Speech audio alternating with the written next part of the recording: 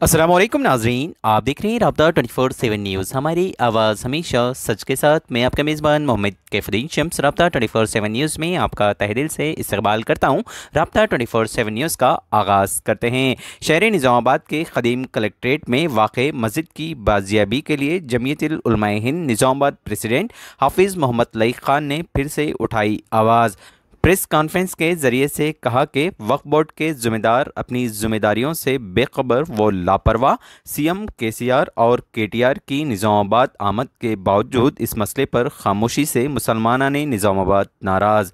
तफसीलत के मुताबिक हमारे राब्ता 24/7 न्यूज़ के निज़ामाबाद रिपोर्टर मोहम्मद गौस की रिपोर्ट के मुताबिक आज शहर निज़ामाबाद में जमीयतुल उलमाए हिंद निज़ामाबाद प्रेसिडेंट हाफिज़ मोहम्मद लईक ख़ान ने एक प्रेस कॉन्फ्रेंस से खिताब करते हुए कहा कि क़दीम कलेक्ट्रेट में वाक़ वक्फ बोर्ड की 230 गज अराजी पर क़ायम मस्जिद की बाजियाबी के लिए फिर से अपनी आवाज़ तमाम शहरियान निज़ामाबाद की जानिब से बुलंद करते हुए रियासत तेलंगाना के चीफ मिनिस्टर केसीआर से ये पुरजोर मुतालबा किया कि वह फ़ौरन इस मामले को हल करते हुए मुसलमानों के साथ इंसाफ का मामला करें, क्योंकि इस ज़मीन के तमाम दस्तावेज़ात व रिकॉर्ड मौजूद होने के बावजूद क़दीम कलेक्ट्रेट की मस्जिद को शहीद कर दिया गया और वहां केटीआर ने 28 जनवरी को निज़ामाबाद आकर क़दीम कलेक्ट्रेट की सारी जगह पर इंदूर कला भवन बनाने के लिए स्टोन रखा, जिसमें शहीद मस्जिद का कोई जिक्र नहीं किया गया। जिसके बाद हाफिज़ मोहम्मद लईक ख़ान ने हाईकोर्ट से रुजू होते हुए इंसाफ का मुतालबा किया, जिस पर हाईकोर्ट ने 6 लोगों को नोटिस देते हुए तफसीलात दायर करने का हुक्म जारी किया।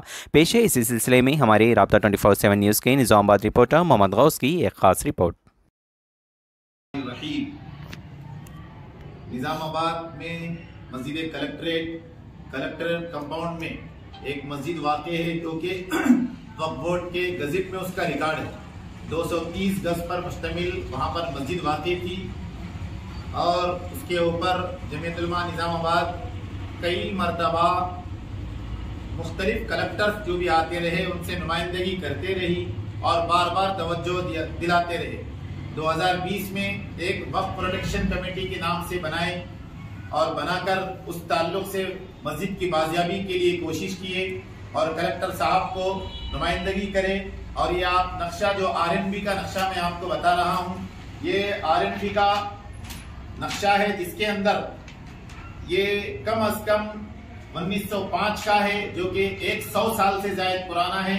हुजूर निजाम के जमाने में ये कलेक्टर जब तामीर करना था कलेक्टर ग्राउंड, उस वक्त ये बनाया गया था। तो इसमें भी यहाँ पर भी इसका जिक्र है और एक निशानी है बाज़ाब्ता, आप देख सकते हैं यहाँ पर मस्जिद का मॉस्क ओपन प्लेस बल्कि मस्जिद की जगह उसमें लिखी हुई है, ठीक है। और वक्फ बोर्ड में गज़ट में भी है, आरएनबी के रिकॉर्ड में भी है। 2020 में जब नुमाइंदगी की गई तो कलेक्टर साहब ने उस वक्त जो सी नारायण रेड्डी साहब थे उन्होंने यकीन दिलाया कि उसके ऊपर हम आरएनबी और ये क्या कहेंगे वक्फ और इसी तरह 2-4 डिपार्टमेंट को बुलाकर हम इंक्वायरी करेंगे।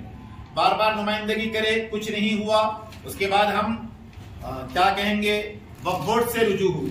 वक्फ बोर्ड से रुजू होने के बाद वक्फ बोर्ड के सीईओ साहब एक लेटर, ये आप देख सकते हैं, वक्फ बोर्ड के सीईओ साहब एक लेटर रवाना किए हैं कलेक्टर साहब के नाम पर। एक प्रोसीडिंग कॉपी है, ये आप देख सकते हैं, इसकी तारीख है 22/10/2020 को कलेक्टर साहब के नाम पर चीफ एग्जीक्यूटिव ऑफिसर स्टेट वक्फ बोर्ड तेलंगाना ने ये रवाना किया। इसमें तमाम तफसीलात है कि देखिए कि ये वक्फ में नोटिफाई है, वक्फ की प्रॉपर्टी है, एपी गज़ीट में इसका रिकॉर्ड है और मस्जिद वहां पर वाक़ थी। कलेक्टर साहब को सीईओ साहब ने ये प्रोसीडिंग हवाले की। वक्फ इंस्पेक्टर साहब जब थे उनके जरिए से हम तमाम लोग वहां पर गए। कलेक्टर साहब ने इंक्वायरी करके हम जगह देने का तयकुन दिया।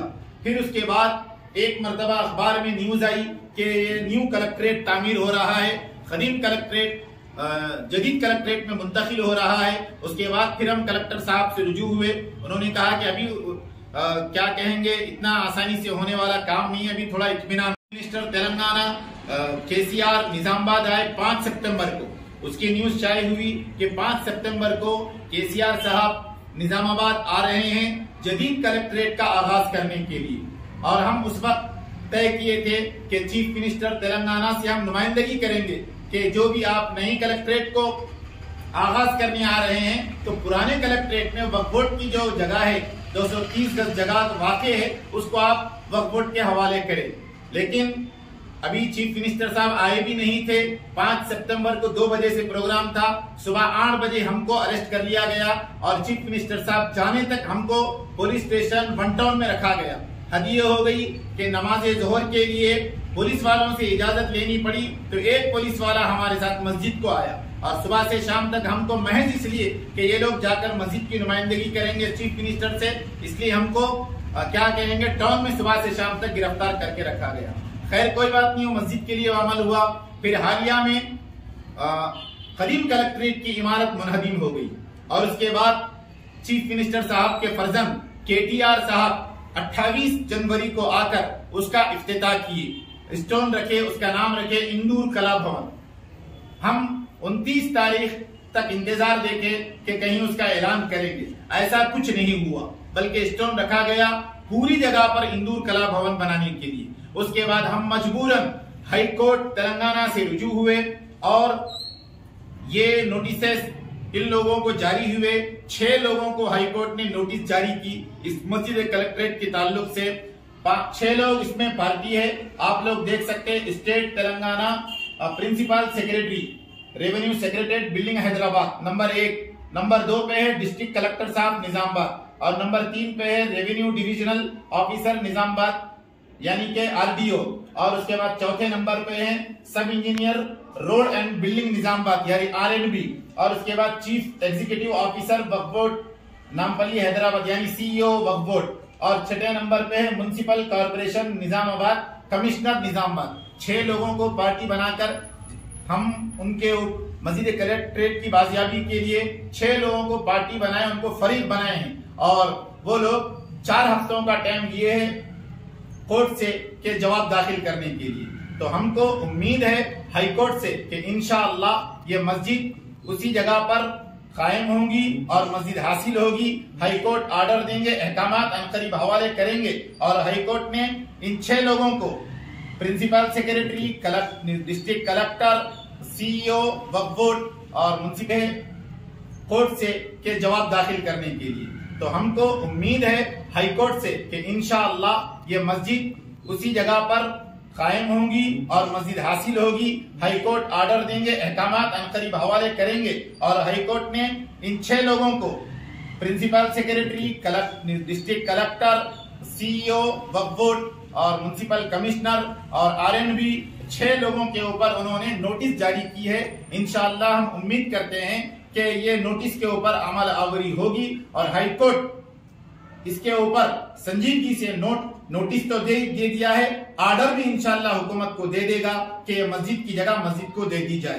तो मैं तमाम मुसलमानों से ये कहना चाहूंगा, क्योंकि ये हिंदू मुसलमान की लड़ाई नहीं है, हम ये कहना चाहेंगे वहां पर एक मंदिर है, हमको कोई एतराज नहीं, जिसका हम कह रहे हैं मस्जिद का सबूत है, आप मस्जिद दीजिए।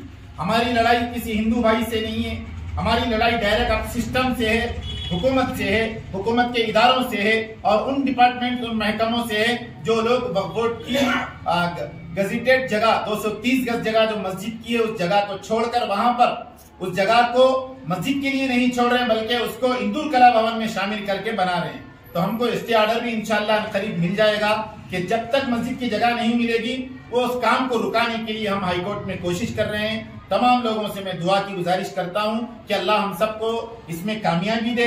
इसमें हाफिज लईक खान की, जमीयत उलमा की नहीं, सारे निजामाबाद के उसूल पसंद और मुसलमान ही नहीं बल्कि तमाम इंसानों की और हक पर बात कहने वालों की जीत होगी इंशाअल्लाह।